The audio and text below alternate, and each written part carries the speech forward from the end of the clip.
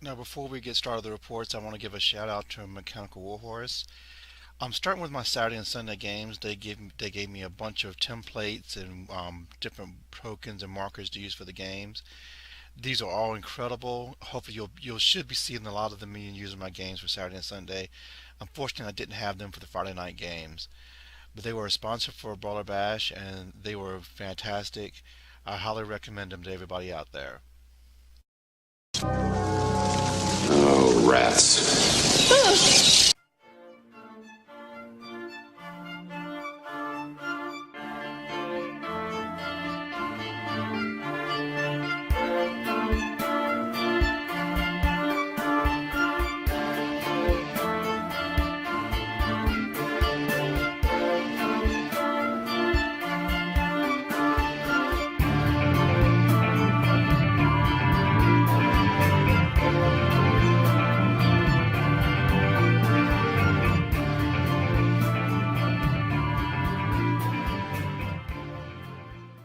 Hey guys, if you watched every battle report from Brawler Bash from all the other YouTubers, do you feel like you're burned out and you have nothing else to learn from Brawler Bash?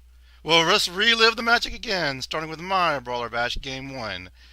I'm going to show you all my Brawler Bash games from 1 through 5.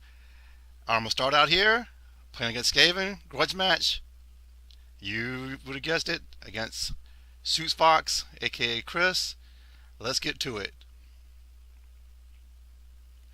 Alright, our scenario is going to be 450 points if you have Fortitude in your enemy deployment zone, 450 points if you keep the enemy from getting your deployment zone with Fortitude, 300 if you kill more characters than your opponent, and my objective card is I get 500 for killing his enemy general, and I did that because his enemy general is just a warlord who has no protection at all. So I was like, oh, I'll just brainbuster it, and or somehow get in a fight with it or something, kill it really easily. He's Chris is going to choose the objective card, control more table quarters. Then so you'll see some odd things from him at the end of the game trying to get table quarters. All right, we're going to my list. Black Orc War Boss. He's basically this is a tank you can get other than being on a boar, where a cannon would just kill him.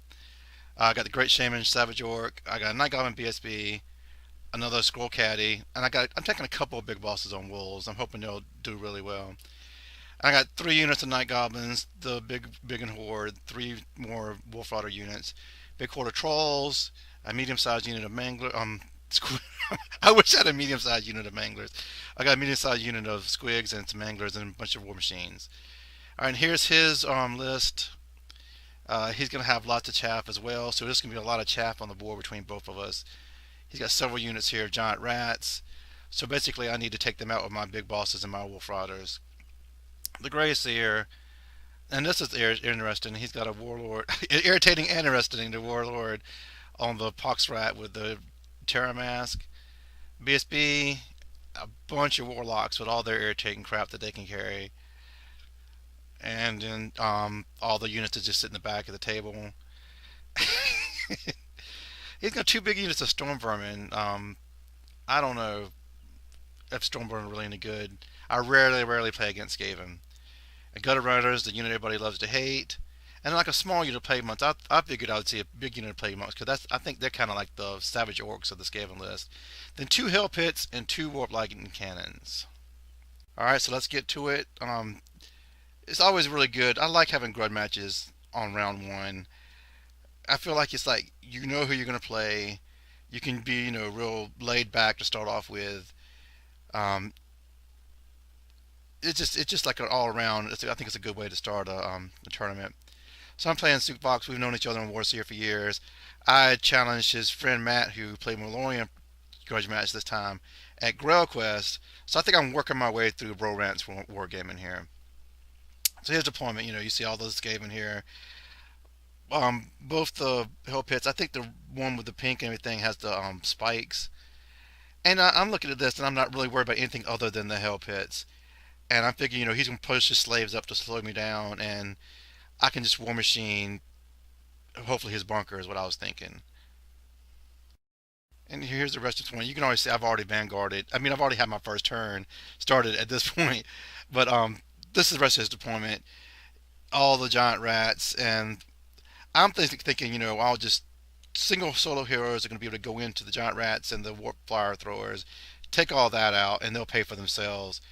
And also, I'm thinking about trying to get this. I was thinking about trying to get this guy around to the warp lightning cannon, and he's going to move up his solo on war boss with the vanguard that he's going to get from his objective card, and so that's going to make me turn this guy around. So I'm already changing my plan. You can see to start off with, but we'll get to that more in my first turn. And so here's a look at my deployment after vanguards. Like I said, you're real laid back to start off with, and I was so laid back that I really didn't start taking pictures until after we had done vanguards. But yeah, here's my vanguards. I got another big boss coming up the center. I'm thinking he's gonna have a straight shot at the warp fire thrower, and worst case scenario, it flees and it's no longer really threatening my trolls. Um, I've got all my most of my war machines back behind these lines here to try to. I'm hoping I can protect them from tunnelers.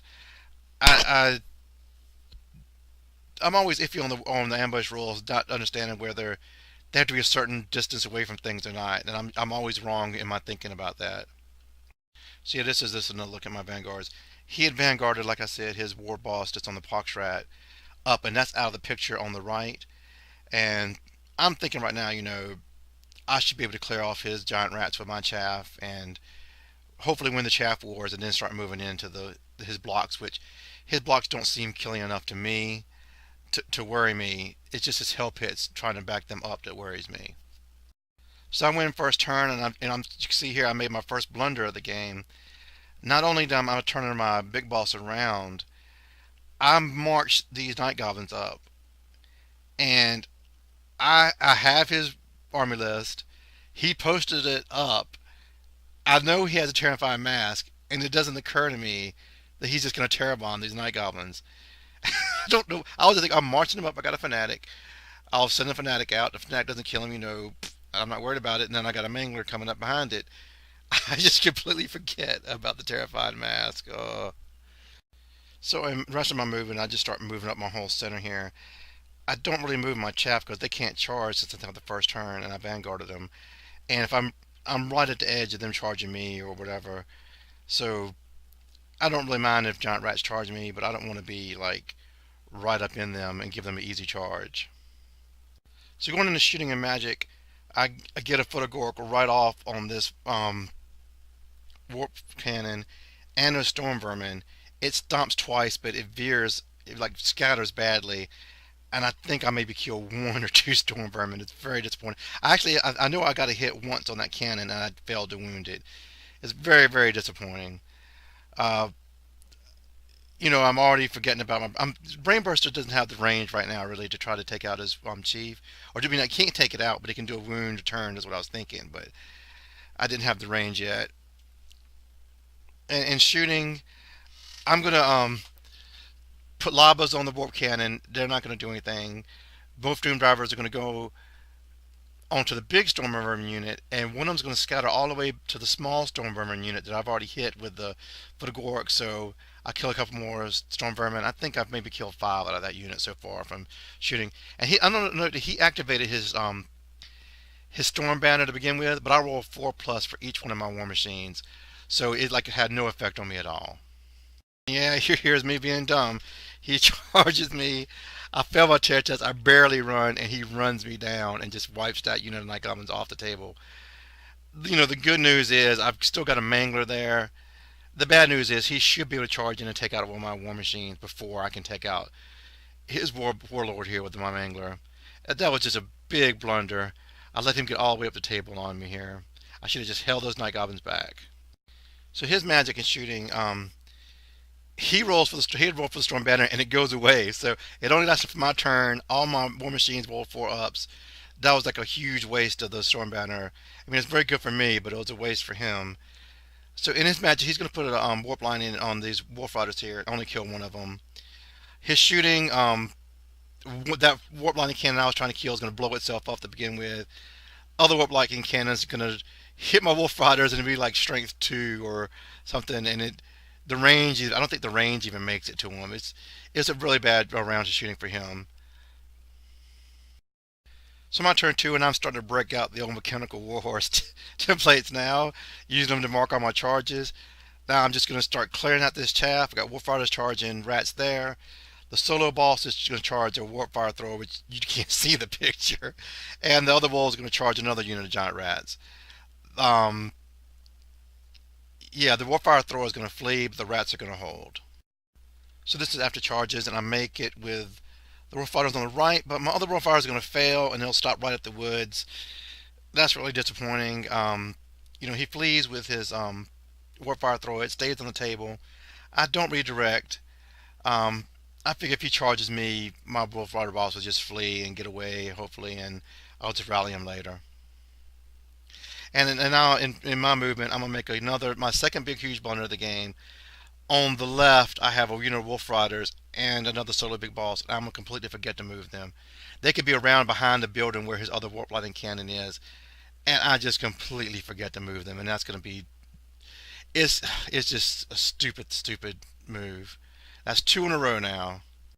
So this is then the combat. And first on my magic, I really don't have enough magic dice to do much. My shooting, I'm going to kill more storm vermin. I'm trying to concentrate on small units because I'm trying to get them knocked out because I know my wolf fighter is going to overrun into them. So I was hoping I'll have a lot of them dead, and I kill a few, but not really enough. And in the comments, you can see I take out those giant rats easily. And when I pursue, I'll go right into the flank of these storm vermin, and I'll probably die. But if I can whittle them down, hopefully that'll help me later on. I was going to panic the other unit of giant rats, and they're going to flee. So this is then his turn too, and there's a lot going on this turn. First, his pox rat guy is going to charge one of my war machines and make it. Uh, he's going to charge. I don't think. I don't think he charges Skaven slaves. He just moves the Skaven slaves up to where my big boss on the wolf is. But I think the other giant rats charge my other wolf fighters, and I believe they fail as well. And in his hell pits on random movement, one of them's going to go right into my wolf fighters. I forget to move, so they're done and they're toast. And again, his shooting and magic. I don't think he really accomplishes much. I remember I'm taking out most of his spells pretty easily, and he's rolling lots of things. He's using up warp tokens and things, but he's not really getting much accomplished. And I don't remember what his warp blocking cannon does, but it's not much. Okay, so now you see this side of the board in his turn too, and from disaster, I think it works out great for me. I mean, the disaster for getting to move those wolf riders. Here's what's happening now. He breaks them. They flee. He catches them, and he triggers a fanatic. And I have a mangler here. The fanatic goes through his guy and does 2 wounds. He fails regens, but I've already got 2 wounds on him, and it's going to be my turn. He's at the edge of the table. I've got control of that mangler. I can send the mangler right through where it can't go at one inch to the other side without hitting the table edge. It'll do 3d6 to him. I think I can take this help pit out right off the bat. I mean, this is like a great turn of luck for me. Considering how stupid I was to leave those wolf fighters in place, I think it worked out better for me that I didn't move them. Okay, and this is the center of the table in his turn. The other hell pit had actually made it where the rats had failed on the wolves. Its random movement takes it into my wolves that are there. It wipes them out and it overruns into my trolls. And I think this is great for me because I want my trolls to fight this hell pit. I think this is a good matchup for me. If I'm fighting solo hell pits without being backed up by storm vermin, that's what I was hoping would happen. So now I'm thinking, my trolls might be there, but I can charge my solo big balls at these rats, then charge my savages at those slaves in a way where eventually, when they're gone, I can hit his other storm vermin unit with my savages. And I figure, the battle force. I'm not worried at all about the storm vermin or anything else coming in my side or flanking my savages because I've got Crown of Command, and I don't think they're good enough to really do enough damage. Especially if I'm fighting slaves, I'm gonna get so much combat res from the slaves that I'm not really worried about any of those storm vermin coming to my side. Okay, here's the end of my turn 3, and you're gonna see my trolls have killed the tail pit, but my savages have failed the charge. on those Skaven slaves. My big boss is fighting the other little unit. And I also tried to charge these squigs at the hell pit, and they fail, so they're just going to be sitting in front of my trolls. But, it's still working out for me because I've killed this hell pit. That's a big threat out of the way. My savages is just still good enough position to start taking things out later on. And yep, my mangler does exactly what I was hoping. It goes right in here, does the 3d6 just hell pit, and takes it out. So here's the results from me killing the hell pit. He's going to get a rat swarm over here in front of my trolls. And even though the squigs are in the way, I can still wheel enough to make contact with that rat swarm. It'll have to finish to contact me. So I can take it out of the way with the trolls without having to have my squigs more in the way. And he's going to get rat swarms over here, but he's going to get 3 rat swarms, and that's very much more worrying to me because I have nothing over here now that can take care of these rat swarms, and I'm worried about them being a nuisance to my war machines later on because my fanatic's gone. It's hit the table edge and died. I have nothing here but this little unit of night goblins, and I don't know if I can really catch those other guys. And I'm thinking about now that with the hell pit's gone, these guys need to get across the table so I can guarantee that 400 victory points. So they're not really going to be here to take care of these rat swarms. So this is going to be his turn 3. He's going to charge this big boss. When my big boss killed that rat swarm, not rat swarm, but the giant rats, it pursued them so far that I was almost in front of that warp. I almost made contact with that warp lightning cannon, which would have been great. But I don't. He's going to charge me with his plague months. I'm just going to flee and get away. And here he's going to charge his slaves into my savages. And, he's doing this because he's wanting to try to skitter leap guys that have weapons that I don't like just to hurt me. And so basically I'm going to have to try to stop that and work my way through these slaves. And now he's also going to reform these other units to behind him, not to even support. And they're going to start going around the other way. And I don't know. I mean, I was thinking, I know they can't beat any of my guys, but I was thinking, even though they can't beat my savages, maybe my savages would be worn down, and he wouldn't have to be running away from them. And my trolls are really being slowed down, but he's running away from them. So this is the end of the combat. You can see here that I take out a lot of slaves. One of his warlocks is there. I'm not sure if it did anything, because I've lost, it looks like 4 biggins, and I'm not sure. I think I killed 1 or 2 from animosity.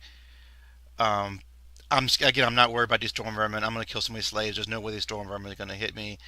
And if he's just making way to try to get to my table quarter to get the 400 points, that means this big block of fighting block here is basically going to be out of the game because there's nothing to fight back there but war machines. So if it's just trying to claim 400 points with like 1,000 points worth of models, I'm fine with that.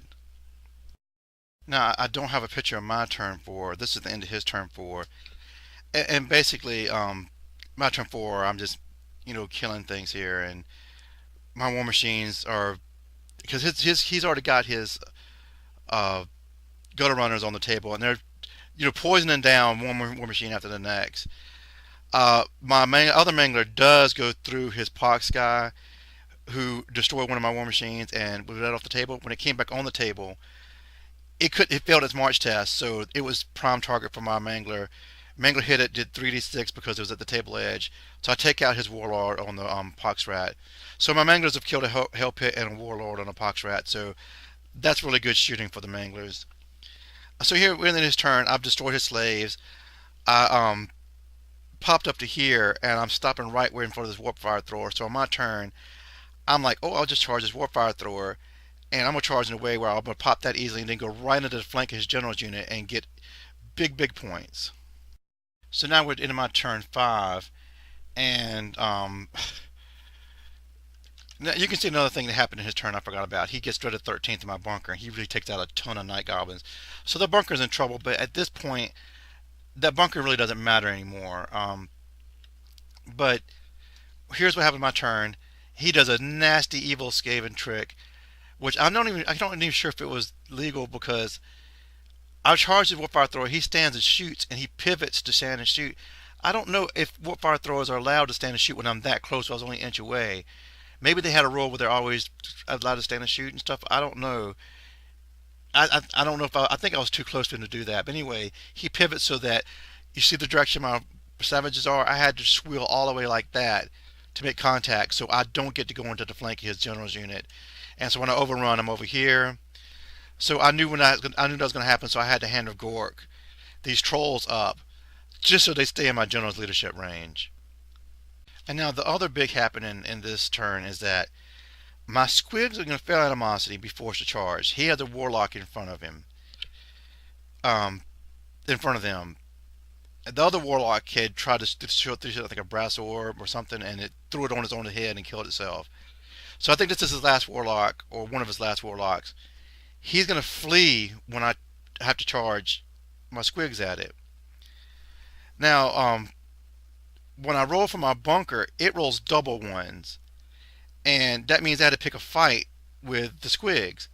But the squigs had already felt animosity and had to charge, so I didn't know what to do because I've seen it played three different ways. Either I have to squabble, I'm still forced to charge, or I have to squabble with the bunker and then I'm still forced to charge.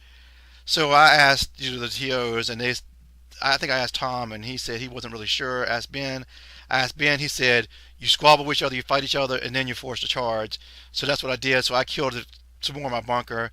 I think I lost a squig, and then I charge that warlock. He flees. I redirect and pass it, and I go right into the flank of his plague months. I make the long charge. I'm going to tear those plague months up, and you see in the picture I do. His BSB was there. I got a huge ton of points. I mean, I don't know how you're supposed to play that because I knew there's three different ways to play it. Some people say if I've already failed animosity, then I'm not subject to animosity. Some people say if you pass animosity, you're not subject to animosity. Some people say you are. It's just something. Maybe the Warhammer USA can look over that and give a definitive ruling for the future.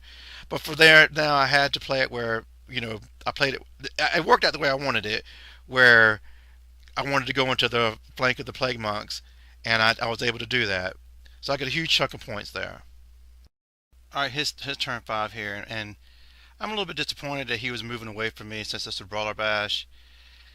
I know he was trying to get table quarters, but at this point I'm have him 3-1 in table quarters because my bunker's claiming that quarter down there where his storm vermin are because I have 2 fortitude to his 1. I got my savages with my general up there, and I have my little night goblin units, which is still sitting out over there by itself, claiming a quarter.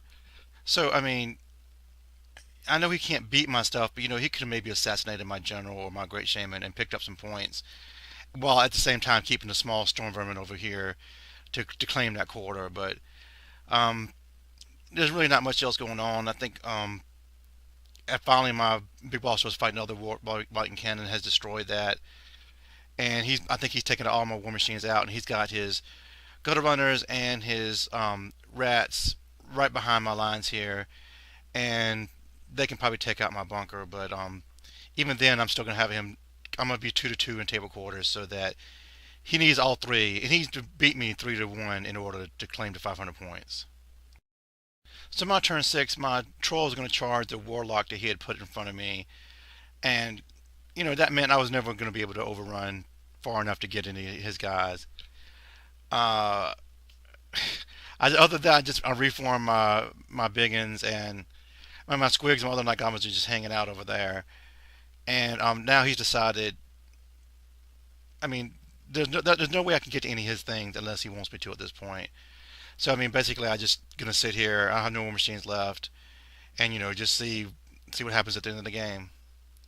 So he's gonna go ahead and charge his rat swarms into my rear, and I thought maybe I would be able to get away, but it's brawler bash, so I'm gonna fight it out, just in case, because I mean, it was iffy whether I'd get away or not, and I'd be giving up half points if I fled, but I'm getting 0 points from those rat swarms if I kill them, but I'm thinking I probably should be able to hold out. I mean, I've got a BSB there.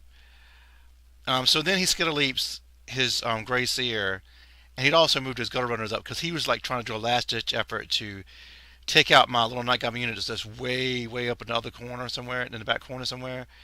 And he doesn't have the range to do any spells, and he's barely has any range for his gutter runners. I think he's going to kill like 2 night goblins and not enough for a panic. So he's going to give Death Frenzy to his rat swarms here, and that completely changes that fight because I figured he was going to try to do something to my little night goblin unit. I probably would have fled for otherwise. And so yeah, this is the end of the game. His death frenzy is going to be the difference. I'm not going to be able to hold with my bunker, and I'm going to break and get ran down, and that's going to end the game. So he's going to pick up some good little bit of points there, but he's still not going to have his objective because I still have 2 quarters. He has 2 quarters, so he wasn't able to pick that up.